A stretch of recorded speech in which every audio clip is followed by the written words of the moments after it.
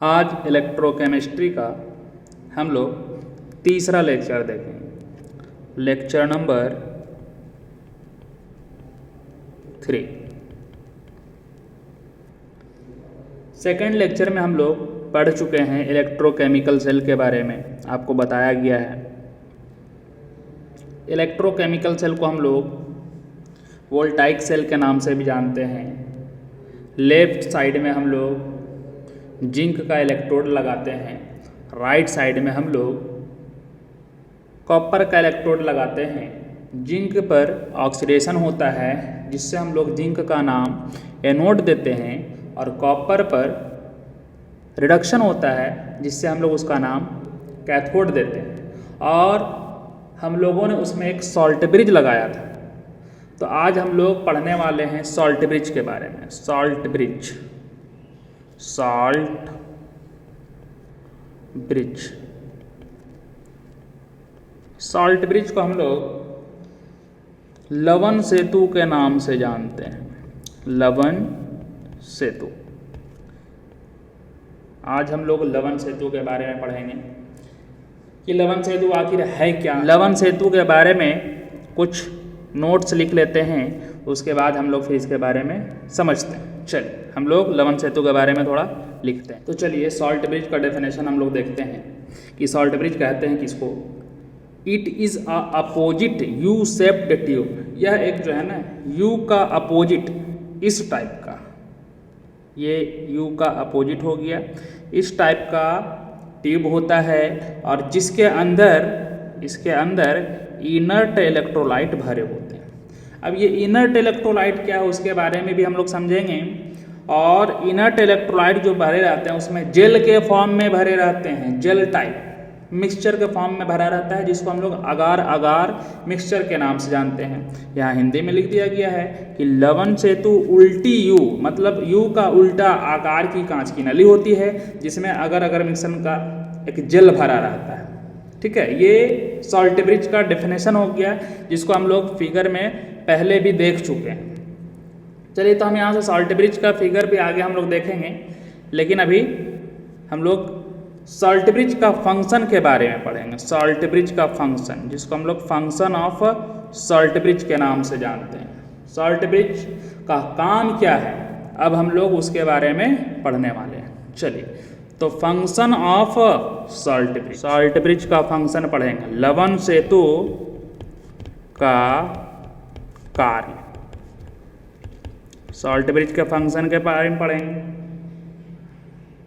Number 1, तो चलिए अब हम लोग सॉल्ट ब्रिज के फंक्शन के बारे में समझते हैं कि सॉल्ट ब्रिज कैसे काम करता है। सबसे पहला, it completes the inner circuit in the cell. ये जो है ना इनर सर्किट को कंप्लीट करता है, सेल के इनर सर्किट को कंप्लीट करता है, जोड़ता है। लवण सेतु आंतरिक सेल परिपथ को पूरा करता है, कंप्लीट करता है। दूसरा, it maintains electrical neutrality in both compartments. Both compartments का मतलब दोनों तरफ, एक तरफ हमने जिंक को रखा था और दूसरे तरफ हमने कॉपर को रखा था। तो मेंटेन करता है न्यूट्रलिटी को दोनों कंपार्टमेंट्स में, किसको प्रदान करके, by providing oppositely charge ion. ये चीज़ आपको नहीं समझ में आ रहा होगा, अभी हम उसको समझाते हैं। उल्टा आवेश प्रदान करके दोनों भाग में, दोनों अर्धसेलों में विद्युत उदासीनता बनाए रखती है। चलिए अब हम लोग लेते हैं एक फिगर बनाते हैं, यहाँ से आपको ध्यान समझना है। तो हम लोग 2 कंपार्टमेंट लिए थे फिगर में, लास्ट क्लास में इस फिगर को हमने बनाया था, आपको ध्यान रखना है।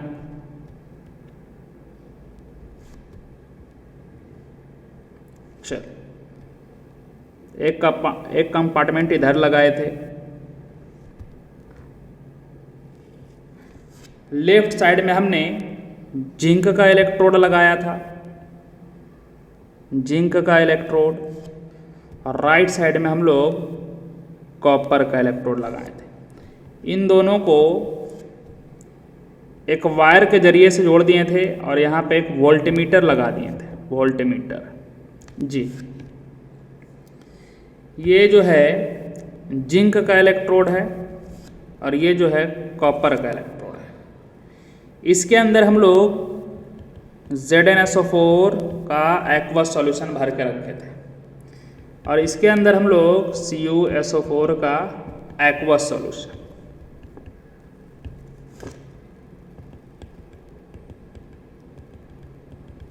अब हम लोग बात करेंगे यहाँ से कि यहाँ पे हम लोग एक सॉल्ट ब्रिज भी लगाया था सर्किट को कंप्लीट करने के लिए। ये है सॉल्ट ब्रिज, ठीक है। और यहाँ पे कॉटन वूल के सहायता से हेल्प से हम इसको ब्लॉक कर देते हैं और इसके अंदर इनर्ट इलेक्ट्रोलाइट भर देते हैं। अब देखिएगा यहाँ ध्यान से, जैसा कि आप जानते हैं जिंक जो है मोर रिएक्टिव है कॉपर से। जिंक आसानी से इलेक्ट्रॉन का लॉस कर सकता है। जिंक आसानी से कॉपर के कंपैरिजन में zinc is more reactive than copper. तो जिंक यहाँ से 2 इलेक्ट्रॉन का लॉस करके Zn2+ आयन के फॉर्म में सॉल्यूशन में चले आते हैं। यहाँ से इस सेल के अंदर जो रिएक्शन हो रहा है, देखिए यहाँ पे हम लिख देते हैं Zn 2 इलेक्ट्रॉन का लॉस किया, Zn2+ और ये 2 इलेक्ट्रॉन को लॉस कर दिया था। राइट साइड में क्या होता है, ये जो कॉपर Cu2+ है ये कहाँ जाकर डिपॉजिट हो जाते हैं, कॉपर के रॉड पर। तो जैसा कि आप यहाँ से देख सकते हैं, समझ सकते हैं कि यहाँ लेफ्ट साइड वाले कंपार्टमेंट में बर्तन में Zn2+ बढ़ता जा रहा है। Zn2+ क्या हो रहा है, बढ़ रहा है। तो Zn2+ बढ़ रहा है तो यहाँ पे लेफ्ट साइड वाले कंपार्टमेंट में, इस कंपार्टमेंट Zn2+ बढ़ने के कारण से यहाँ पॉजिटिव चार्ज क्या हो जाएगा, बढ़ जाएगा। तो हम लोग मान लिया जाए इसमें हम लोग KCl डाल के रखे हैं, तो यहाँ पॉजिटिव जब बढ़ता है लेफ्ट साइड वाले में तो यहाँ से Cl- इसके अंदर आकर के उसको न्यूट्रलिटी मेंटेन करता है। पॉजिटिव को न्यूट्रल करने के लिए निगेटिव चार्ज यहाँ से क्या होते हैं, अपोजिट डायरेक्शन में चले आते हैं। अगर हम राइट साइड वाले जहाँ पे रिडक्शन हो रहा है उसके बारे में बात करते हैं तो Cu2+ तो जाके कॉपर जो है कॉपर रॉड पर डिपॉजिट हो रहा है। तो सॉल्यूशन में पॉजिटिव चार्ज कम हो रहा है। सॉल्यूशन में पॉजिटिव चार्ज क्या हो रहा है, कम हो रहा है। तो यहाँ से पॉजिटिव चार्ज कौन होता है, हम जानते हैं KCl में K पर पॉजिटिव होता है और Cl पर निगेटिव होता है। इधर से K पॉजिटिव आना शुरू होगा, हम यहाँ से लिख जा सकते हैं। इन यहाँ पे डिक्रीज होता है, डिक्रीजेज Cu2+, है ना। डिक्रीज हो रहा Cu2+, मतलब इंक्रीज कौन हो रहा है, निगेटिव। तो यहाँ से क्या आ जाता है इसके अंदर, पॉजिटिव चार्ज। यहाँ पर हम इसमें लिख सकते हैं increase Zn2+ in solution, decrease Cu2+ in solution. तो आप समझ सकते हैं इस कंपार्टमेंट में Cu2+ आयन कमते जा रहा है, पॉजिटिव आयन कम रहा है, तो निगेटिव आयन बढ़ेगा। तो निगेटिव आयन को मेंटेन करने के लिए यहाँ पे कौन आ जाते हैं, पॉजिटिव आयन यहाँ पे आते जाते हैं। लेफ्ट साइड वाले कंपार्टमेंट में Zn2+ आयन क्या हो रहा है, बढ़ रहा है। प्लस चार्ज क्या होता है, बढ़ता है। तो प्लस चार्ज को कौन मेंटेन करता है, निगेटिव चार्ज यहाँ से आना शुरू हो जाता है। जी, इसको आपको ध्यान रखना है, ये सॉल्ट ब्रिज का काम है। सॉल्ट ब्रिज हम लोग इसका जो फंक्शन है, हम लोग 2 फंक्शन लिख चुके हैं। अब तीसरा फंक्शन और लिखते हैं, फंक्शन नंबर 3। चलिए अब हम लोग तीसरा फंक्शन देखते हैं। लवण सेतु दोनों विलयनों को मिश्रित होने से रोकता है, मतलब दोनों कंपार्टमेंट्स को आपस में मिक्सअप होने नहीं देता है और दोनों को कंप्लीट भी कर देता है। लवण सेतु को जब हम लगा देते हैं, यहाँ से आप देख सकते हैं ये लवण सेतु आप जो लगाया है ये है आपका सॉल्ट ब्रिज,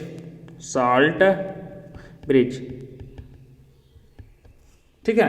सॉल्ट ब्रिज दोनों कंपार्टमेंट को आपस में मिक्सअप नहीं होने देता है और सर्किट को कंप्लीट भी कर देता है। और जैसे ही जिंक का ऑक्सीडेशन और कॉपर का रिडक्शन होना शुरू होता है और उसके अंदर इलेक्ट्रिसिटी प्रोवाइड होना शुरू हो जाता है और हम उससे एनर्जी लेते हैं। केमिकल एनर्जी हमने यहाँ पे पहले भी आपको पढ़ाया है कि केमिकल एनर्जी को इलेक्ट्रिकल एनर्जी में कन्वर्ट करता है कौन सा सेल, तो इलेक्ट्रोकेमिकल सेल। अब छोटा सा एक हम फिगर बना देते हैं यहाँ पे सॉल्ट ब्रिज का, ठीक है।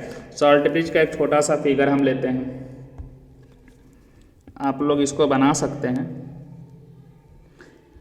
ये अपोजिट यू शेप का कांच का नली होता है, कांच का ग्लास का ट्यूब होता है। यहाँ पे हम लोग कॉटन वूल लगा देते हैं। कौन सा वूल लगा देते हैं? कॉटन वूल लगाते हैं। कॉटन वूल लगाने से क्या होगा कि यहाँ जो आपने इलेक्ट्रोलाइट भर के रखा है वह नीचे आसानी से नहीं आ पाएगा। जैसे जैसे ज़रूरत पड़ेगा, जैसे जैसे जिधर आयन कम पड़ेगा उधर वो अपने आप जो है ना जाना शुरू हो जाएगा। और इसमें जो मिक्सचर आप भर के रखते हैं उसको हम लोग आगार आगार मिक्सचर के नाम से जानते हैं। और इसी को हम लोग ये जो आपका फिगर बनाए हैं, ये जो पूरा सेटअप है, इसको हम लोग सॉल्ट ब्रिज के नाम से जानते हैं। ये है लवण सेतु, और इससे पहले हमने लवण सेतु का जो फंक्शन होता है उसके बारे में पढ़ा चुका है कि कैसे कैसे ही लवण सेतु काम करता है। इसके अंदर इनर्ट इलेक्ट्रोलाइट डालते हैं, इनर्ट इलेक्ट्रोलाइट। अब हम लोग पढ़ेंगे कि इनर्ट इलेक्ट्रोलाइट क्या है, इनर्ट इलेक्ट्रोलाइट किसे कहते हैं। तो आइए हम लोग इनर्ट इलेक्ट्रोलाइट लिखते हैं। चलिए तो आइए अब हम लोग इनर्ट इलेक्ट्रोलाइट के बारे में समझते हैं। इनर्ट इलेक्ट्रोलाइट को हम लोग हिंदी में अक्रिय वैद्युत अपघट्य कहते हैं। जो हम लोग सॉल्ट ब्रिज में मिक्सचर भरते हैं वह इनर्ट इलेक्ट्रोलाइट होता है। ये सॉल्ट ब्रिज का भी हमने फिगर बनाया था। तो इनर्ट इलेक्ट्रोलाइट भरने से क्या फ़ायदा होता है कि इनर्ट इलेक्ट्रोलाइट जब भरते हैं तो यह केमिकल रिएक्शन में, जो सेल में रिएक्शन होता है उसमें पार्टिसिपेट नहीं करता है। कि अंदर में जो जिंक लॉस किया 2 इलेक्ट्रॉन का, उसको किसी तरह का कोई इफेक्ट नहीं पर डालता है ये। और कॉपर का रिडक्शन होता है तो वहाँ पे भी इसका कोई इफेक्ट नहीं होता है, बस ये इलेक्ट्रिकली न्यूट्रलिटी मेंटेन करता है। तो यहाँ पे लिख दिया गया है it does not participate in the chemical reaction. मतलब इनर्ट इलेक्ट्रोलाइट जो आपने भर के रखा है सॉल्ट ब्रिज में, वह रासायनिक अभिक्रिया जो हो रहा है सेल के अंदर उसके अंदर भाग नहीं लेता, उसको किसी तरह का कोई इफेक्ट नहीं होता है। दूसरा हमने लिखा है for an electrolyte to be used in salt bridge the speed of its cations and anions should be same. जो आप लवण सेतु में अक्रिय वैद्युत अपघट्य का इस्तेमाल करते हैं तो जो केटायन का स्पीड होता है सॉल्यूशन के अंदर आने का, और स्पीड जो होता है ऋणायन का सॉल्यूशन के अंदर आने का, दोनों का क्या होता है? ऑलवेज सेम होता है। चलिए इसको हम लोग समझते हैं फिगर के जरिए से, फिगर की सहायता से हम लोग समझते हैं। अभी हम 2 कंपार्टमेंट बनाते हैं, आपको ध्यान से देखना है। एक कंपार्टमेंट लेफ्ट साइड और दूसरा कंपार्टमेंट हम लोग राइट साइड बनाते हैं। एक कंपार्टमेंट में आपको पता है कि हमने किसको लगा के रखा था? जिंक को लेफ्ट साइड वाले में रखे थे, और राइट साइड वाले में किसको रखे थे? कॉपर को। अब हम लोग जिंक वगैरह के बारे में हम लोग डिस्कस नहीं करने वाले हैं। यहाँ पे इलेक्ट्रोलाइट क्या है, इनर्ट इलेक्ट्रोलाइट, उसके बारे में हम लोग बात करेंगे। ये आपका सॉल्ट ब्रिज है, ये आपका सॉल्ट ब्रिज। चलिए ये हमारा सॉल्ट ब्रिज है, यहाँ पे हमने कॉटन वूल लगा दिया है। इसके अंदर हम लोग जो भर के रखते हैं इनर्ट इलेक्ट्रोलाइट होता है। क्या होता है? Inert electrolyte. वे क्या क्या हो सकते हैं? KCl, KNO3, NH4Cl, ETC। तो जैसा कि आपको पता है इस सॉल्यूशन के अंदर Zn2 प्लस, मतलब हम कह सकते हैं Zn2 प्लस इंक्रीज हो रहा था, है ना। इस सॉल्यूशन के अंदर Cu2 प्लस डिक्रीज हो रहा था, ठीक है। तो जाहिर सी बात है, मान लिया जाए इसके अंदर आप KCl डाल के रखते हैं, K पे पॉजिटिव होता है, क्लोरीन पर क्या होता है? निगेटिव। तो डिक्रीज हो रहा है पॉजिटिव, तो इसका मतलब निगेटिव को हो जाएगा, यहाँ पे निगेटिव इंक्रीज हो जाएगा। पॉजिटिव इंक्रीज हो रहा तो निगेटिव क्या हो जाएगा? डिक्रीज हो जाएगा। तो जाहिर सी बात है निगेटिव घट रहा है यहाँ पर, तो इधर में कौन आएगा जी?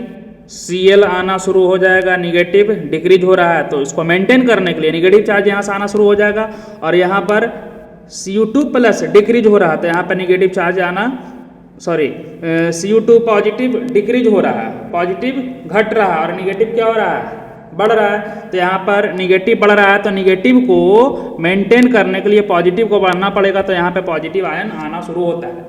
तो यहाँ से Cl जो आते हैं और जो पोटेशियम यहाँ पे आ रहे हैं सॉल्यूशन के अंदर, दोनों का जो वेलोसिटी होता है, दोनों का जो स्पीड होता है, ऑलवेज क्या होता है, सेम होता है। मतलब किसी इनर्ट इलेक्ट्रोलाइट से जो पॉजिटिव आयन सॉल्यूशन के अंदर आते हैं, जो निगेटिव आयन सॉल्यूशन के अंदर आते हैं, दोनों का वेलोसिटी, दोनों का स्पीड क्या होता है, सेम होता है।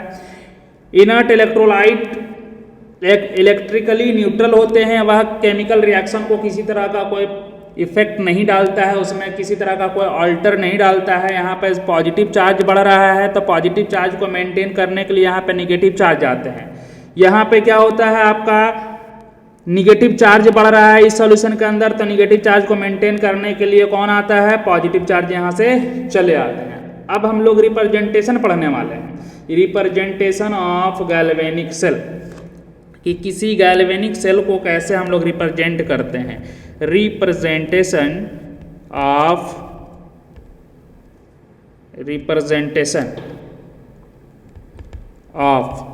Galvanic cell. गैल्वेनिक सेल को हम लोग इलेक्ट्रोकेमिकल सेल के नाम से भी जानते हैं, इसी को हम लोग वोल्टाइक सेल के नाम से भी जानते हैं। तो गैल्वेनिक सेल को हम लोग कैसे रिप्रेजेंट करते हैं, गैल्वेनिक सेल का निरूपण आज हम लोग पढ़ेंगे, कैसे निरूपण करते हैं। तो एक ट्रिक है जिसको हम लोग लोन मेथड के नाम से जानते हैं। कौन सा मेथड, लोन, LOAN। जो आप लोग बैंक से लोन लेते हैं वही यहाँ पे स्पेलिंग तो वही होता है, लेकिन यहाँ पे आपको समझना है इसका मतलब क्या है, यहाँ पे सेंस क्या है, L का मतलब क्या है, O का मतलब क्या है, A का मतलब क्या है, N का मतलब क्या है। तो हम बारी बारी से, L का मतलब होता है लेफ्ट, यहाँ पे आपको समझना है, L for left, LEFT। Left side में उसको लिखते हैं जिसका O फॉर ऑक्सीडेशन होता है, G, इसको ध्यान रखना है। और ऑक्सीडेशन जहाँ होता है उसको हम लोग एनोड के नाम से जानते हैं गैल्वेनिक सेल में, और एनोड का साइन जो होता है N फॉर निगेटिव, एनोड का साइन क्या होता है, निगेटिव होता है। तो हम लोग इस ट्रिक के सहायता से हम लोग सेल का रिप्रेजेंटेशन सीखेंगे। जैसे आपको हमने अभी बतलाया था, इलेक्ट्रोकेमिकल सेल में लेफ्ट साइड में हम लोग किसको रखते थे, जिंक को, लेफ्ट साइड में किसको रखते थे, जिंक को। तो कैसे रिप्रेजेंट करते हैं उसको आपको समझ लेना है। यहाँ से लेफ्ट साइड में उसको रखा जाएगा जिसका ऑक्सीडेशन हुआ था, तो यहाँ से हम मान लिया जाए डैनियल सेल के बारे में लिखते हैं, डैनियल सेल। डैनियल सेल जो हम लोग बनाते हैं, एक जिंक लगाते हैं और दूसरा इलेक्ट्रोड कॉपर का लगाते हैं। तो इन दोनों में हम जानते हैं जिंक का क्या होता है, ऑक्सीडेशन, और कॉपर का क्या होता है, रिडक्शन होता है। तो जिसका ऑक्सीडेशन हो रहा है उसको हम लोग लेफ्ट साइड लिखते हैं। तो जिंक का अगर ऑक्सीडेशन हो रहा है, जिंक जो था उसका ऑक्सीडेशन हो रहा था, तो जिंक जो था कहाँ था, इलेक्ट्रोड के फॉर्म में, सॉलिड फॉर्म में था, वो कहाँ चला गया, Zn2 प्लस आयन में कन्वर्ट होके सॉल्यूशन के अंदर चले जाते हैं। यहाँ पे डबल हम लोग वर्टिकल लाइन से दिखाएं, यहाँ पे सिंगल वर्टिकल लाइन क्या उसके बारे में हम बताएंगे। तो यहाँ पर जो ये रिप्रेजेंटेशन है, आपको यहाँ से हम थोड़ा सा भी लिख देते हैं, ये सॉल्ट ब्रिज को रिप्रेजेंट करता है। किसके बारे में, सॉल्ट ब्रिज। तो सॉल्ट ब्रिज के लेफ्ट साइड उसको लिखेंगे जिसका ऑक्सीडेशन हो रहा है। तो आपको पहले से पता है जिंक का क्या हो रहा था, ऑक्सीडेशन, ऑक्सीडेशन होता है, उसी को हम लोग लेफ्ट साइड में लिखते हैं, और उसी को हम लोग एनोड के नाम से जानते हैं। और साइन क्या होता है, निगेटिव। आप देखिए, आप थोड़ा पीछे तो आपको पढ़ाया गया है इसके बारे में। लेफ्ट साइड में हम लोग जिंक को लगाते हैं। ये रिप्रेजेंटेशन का हमारा तरीका है, कैसे रिप्रेजेंट करते हैं। एक साइड हमने कंपार्टमेंट लिया था लेफ्ट साइड में और एक राइट साइड में। तो लेफ्ट साइड में जिंक था और राइट साइड में कॉपर था, यहाँ पे एनोड था। तो यहाँ पे बीच में जो था, यहाँ पे हम लोग सॉल्ट ब्रिज को लगाए थे। सॉल्ट ब्रिज को हम लोग डबल वर्टिकल लाइन से दिखाते हैं। तो सॉल्ट ब्रिज के लेफ्ट साइड में हम लोग किसको लिखते हैं, सॉल्ट ब्रिज के लेफ्ट साइड में हम लोग एनोड को लिखते हैं। किसको लिखते हैं? एनोड को। और एनोड कौन बनाता है? जिसका ऑक्सीडेशन होता है। तो कॉपर का क्या हुआ था? कॉपर जो Cu2+ आयन के फॉर्म में था, कॉपर Cu2+ आयन के फॉर्म में कहाँ था? सॉल्यूशन के अंदर। ये किस में कन्वर्ट हो गया था? Cu सॉलिड में। Cu कॉपर सॉलिड में कन्वर्ट हो गया था जी। तो ये रिप्रेजेंटेशन है किसी भी गैल्वेनिक सेल का, या फिर डैनियल सेल का, या फिर इलेक्ट्रोकेमिकल सेल भी बोल सकते हैं। इसी को हम लोग वोल्टाइक सेल भी कहते हैं। तो लेफ्ट साइड उसको लगाते हैं जिसका ऑक्सीडेशन होता है, और राइट साइड उसको लगाते हैं जिसका रिडक्शन होता है। तो आप ध्यान से देखिए, लास्ट लेक्चर में हमने पढ़ाया था कॉपर का रिडक्शन होता है और जिसका रिडक्शन होता है ना। तो यहाँ पे जस्ट इसका अपोजिट होगा। लेफ्ट में अगर ऑक्सीडेशन तो राइट साइड में रिडक्शन। अगर हम जिसको ऑक्सीडेशन होता है उसको हम लोग एनोड के नाम से जानते हैं, जिसका रिडक्शन होता है उसको हम लोग कैथोड के नाम से जानते हैं इलेक्ट्रोकेमिकल सेल में। और एनोड का साइन निगेटिव है यहाँ, तो यहाँ कैथोड का साइन क्या हो जाएगा? पॉजिटिव। तो इस पे हम लोग आगे क्वेश्चंस भी करने वाले हैं कि हम लोग कैसे किसी भी सेल को रिप्रेजेंट करते हैं। तो यहाँ पे सिंगल लाइन क्या दिखा रहा है, डबल लाइन क्या दिखा रहा है, इसके बारे में हम लोग आगे पढ़ने वाले हैं। सिंगल लाइन क्या बतलाता है, डबल लाइन तो हमने आपको अभी बतलाया कि सॉल्ट ब्रिज के बारे में बतलाता है। तो आइए हम लोग इसी रिएक्शन को एक और तरीके से हम लोग रिप्रेजेंट कर सकते हैं। तो इसे हम लोग ऐसे भी लिख सकते हैं, zinc solid single vertical line डाल देंगे और Zn जो 2+ होता है वो कहाँ चला जाता है? ZnSO4 में, एक्वस सोल्यूशन में जी। और यहाँ पे सॉल्ट ब्रिज लगा देंगे। जो Cu कॉपर जो होता है Cu2+ वह CuSO4 के फॉर्म में होता है एक्वस सॉल्यूशन के अंदर, और फिर ये जाकर डिपॉजिट हो जाता है Cu सॉलिड के फॉर्म में। एक तरीके से हम लोग और इसको हम लोग रिप्रेजेंट कर दिए हैं। अभी यहाँ से आपको समझना ये है कि यहाँ जिंक जो है एलिमेंटल फॉर्म में होता है, तो इसका ऑक्सीडेशन स्टेट 0 होता है, जैसा कि हम लोग पहले पढ़ चुके हैं। जिंक का ऑक्सीडेशन स्टेट 0 होता है। यहाँ सल्फेट का -2 होता है, तो जिंक का +2 होगा। सल्फेट का -2, कॉपर का +2। यहाँ Cu का एलिमेंटल फॉर्म होता है मेटल का, तो उसका ऑक्सीडेशन स्टेट 0 होता है। तो यहाँ से हम कह सकते हैं ये रिएक्शन को हम लोग इससे ऊपर हम लिखे थे एक तरीके से, और कि जिंक जो सॉलिड था लॉस करता है इलेक्ट्रॉन का Zn2+ आयन में चले जाते हैं। तो यह Zn2+ जो होते हैं सल्फेट के साथ मिल करके SO4 के साथ मिल करके ZnSO4 बनाता है। और उसके बाद हम सॉल्ट ब्रिज लगाते हैं।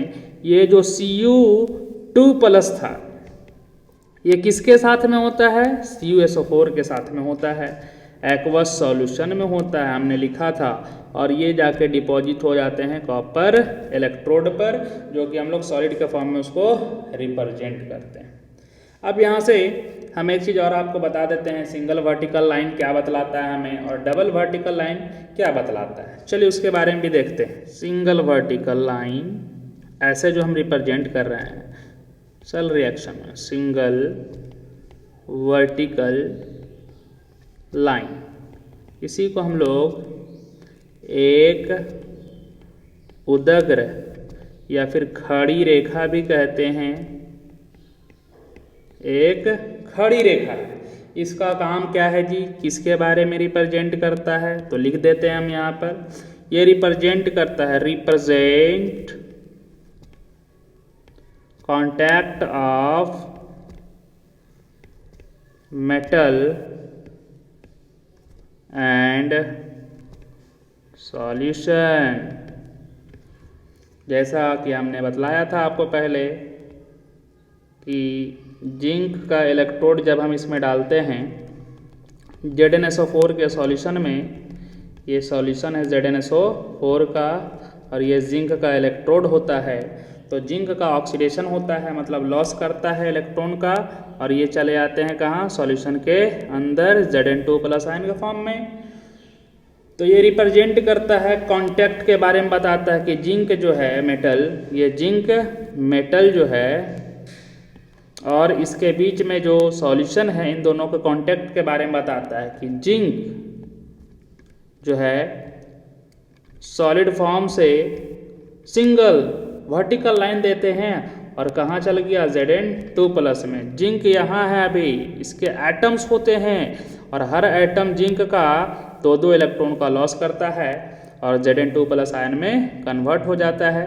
तो ये मेटल जो इलेक्ट्रोड है और ये जो सॉल्यूशन है इन दोनों के बीच में जो रिएक्शन होता है उसके बारे में बतलाता है। इसको हिंदी में हम लिखते हैं धातु तथा इसके विलयन के संपर्क को सूचित करता है, संपर्क को सूचित करता है।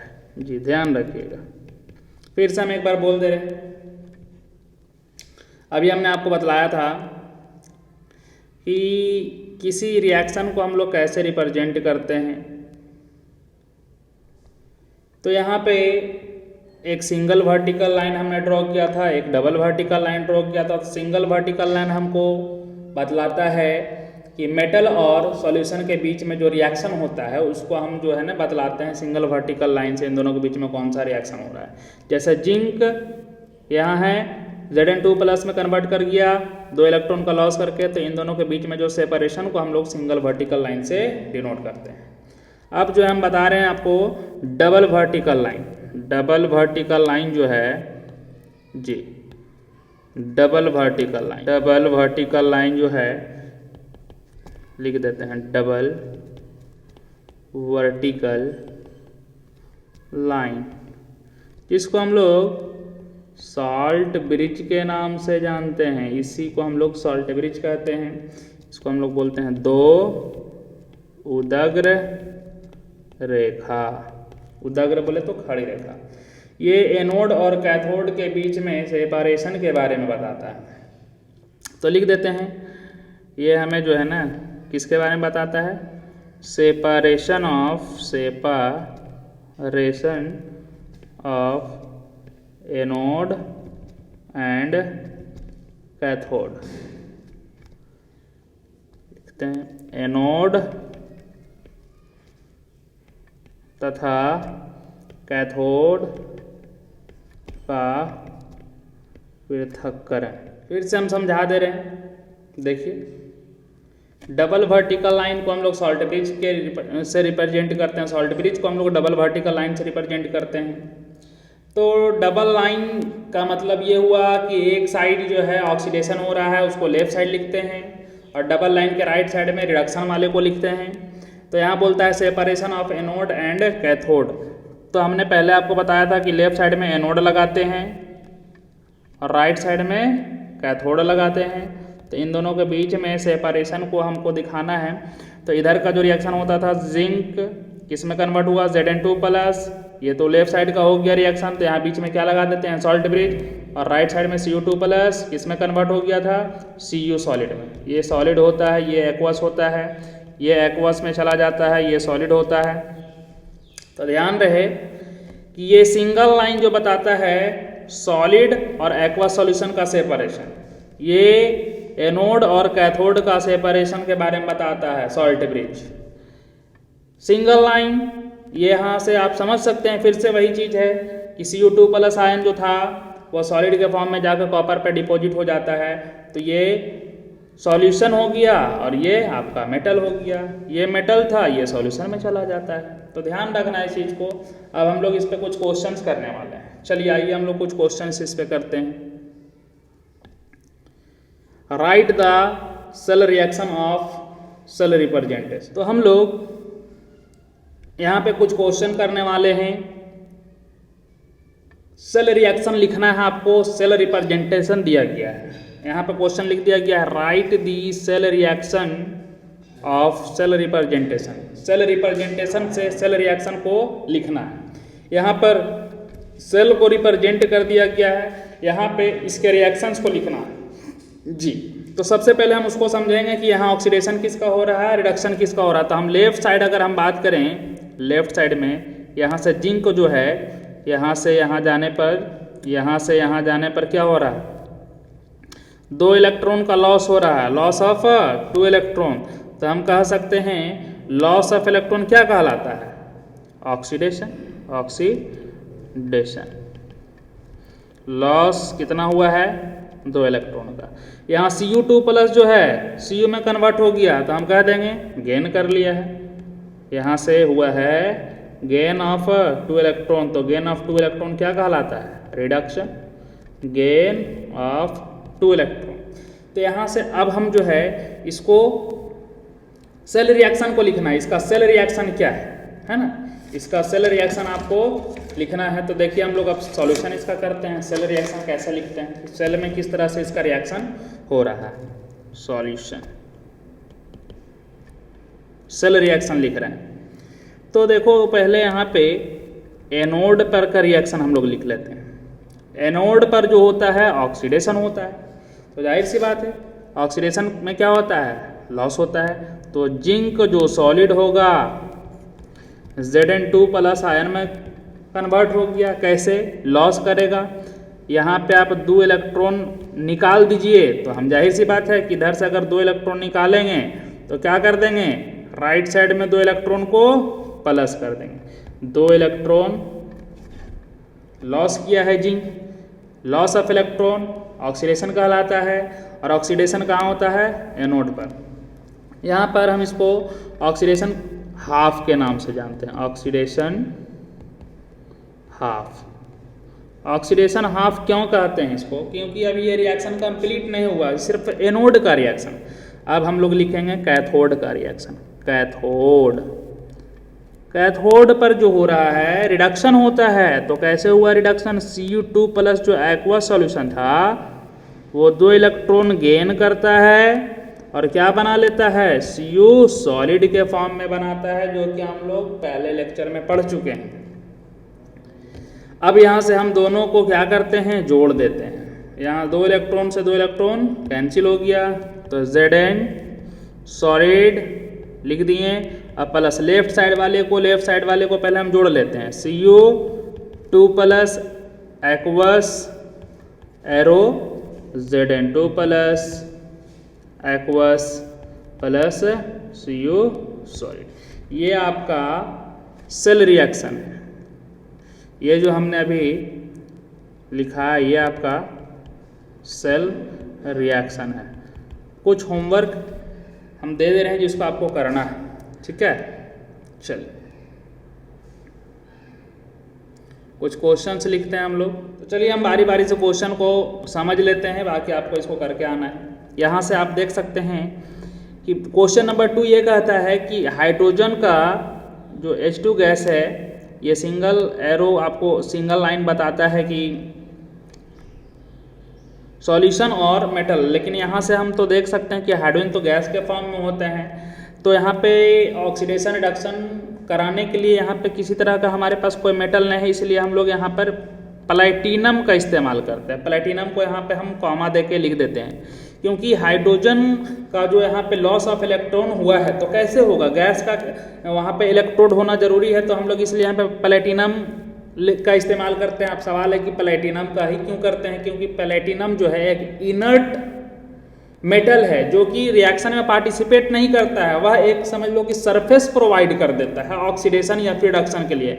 यहाँ पे हाइड्रोजन का ऑक्सीडेशन हो रहा है, तो हाइड्रोजन का ऑक्सीडेशन होने के लिए उसे सरफेस चाहिए, तो सरफेस हम प्रोवाइड कर देते हैं, प्लैटिनम ले लेते हैं, ये हमारा स्टैंडर्ड है। यहाँ पे कैडमियम का रिडक्शन हो रहा है, तो इसको आपको समझ लेना है, आपको इसका सेल रिएक्शन को लिख लेना है।